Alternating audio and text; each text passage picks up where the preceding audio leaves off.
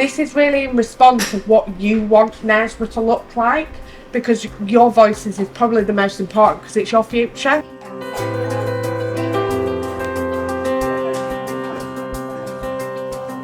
I think it's really important for young people to be involved in decision making across Knaresborough, mainly because there aren't that many opportunities for young people to get involved. Young people are the future of Knaresborough, and a lot of times that's disregarded in decision making. It would be really, really helpful to have more of this youthful input onto projects and be able to tailor things towards young people going on in the future. The river should be unpolluted.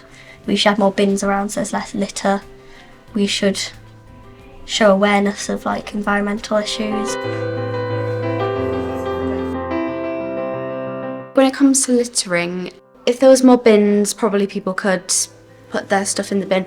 But I just feel like people could try harder to save the environment, just taking it and waiting till you find a bin.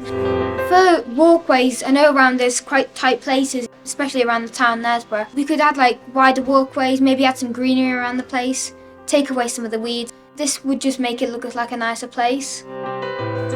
There's more police presence when it's night time and when it's dark, because that's the one safety thing I think that should happen. It does get quite dark at night, especially in winter after school. Yes. Could be dangerous, and so we have lights in parks and places that aren't usually lit up.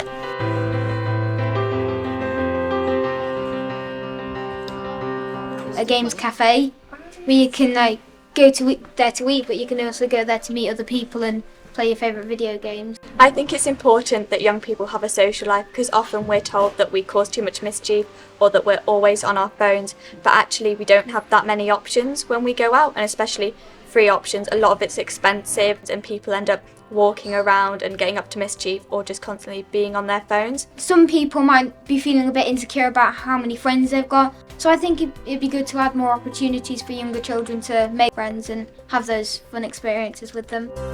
There's a lot of scout groups and a lot of places that could help get people informed about other things around the place, but maybe we could make that a bit cheaper. It costs a bit of money to go. Sometimes people might not be able to afford that. I think it'll cost a lot more money for Scouts itself to pay for the ropes and poles, scout camps, stuff like that, so I thought the government could fund it.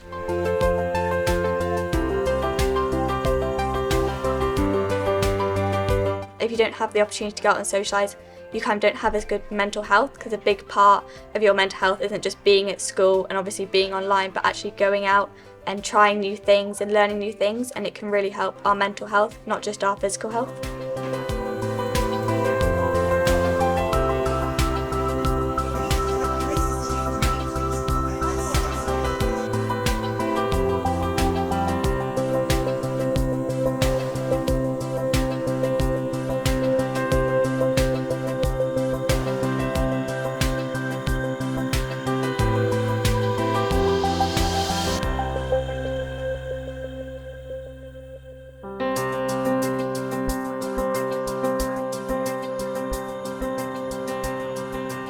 The impact on young people is that they miss out on positive opportunities, the connection and that consistent trusted adult or safe space that they can go to. So working with young people is where we need to go, working at the root of the cause. So if we're not investing in those services, we can't expect that we're going to have young people that are fully functioning adults that are ready to, with all the skills that they need to function as an adult.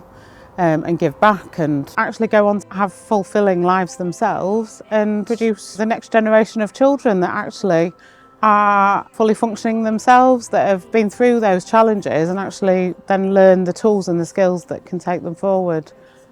I'm a huge believer in that it takes a village to raise a child. So when we talk about the village, we're talking about people in the community, whether it be the parents, whether it be extended family, whether it be those shop owners, whether it be the people that make the decisions in the council or government.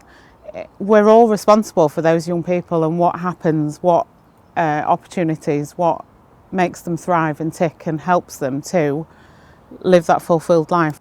So I think for me, hearing young people's voices from different spectrums, if you like, so giving them an opportunity, written, filling in the survey, is an important aspect, but actually then what we did with it. So creating the Artist Day meant that young people then had an opportunity to explore what other young people have did, and it means that they all feel connected in that sense of belonging, so it takes it through a journey, and actually then we take that forward. So for this case it would be the Youth Council that take it forward, and hopefully it's a legacy that goes forward for many, many years. But also young people will feel valued and part of the community, and that's the whole point of us all doing what we do, isn't it? That we incorporate young people into the future.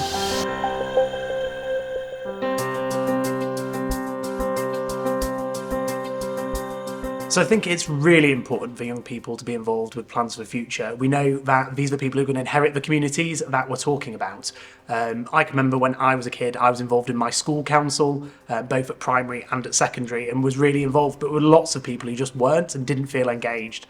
If we want to see community services, community facilities in a town that works for all people, including young people, then we've got to get people involved from that young age. I think feeling safe and having those opportunities to socialise with friends is really important.